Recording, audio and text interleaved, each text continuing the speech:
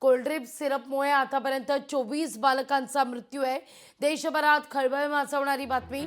अनेक राज्यात यानंतर अलर्ट जारी करण्यात आलेला आहे। महाराष्ट्रातही कोल्ड्रिप सिरपवर बंदी आहे।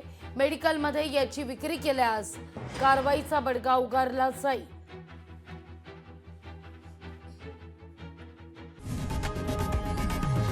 लोकशाही मराठी ऐका, पहा, जागरूक रहा।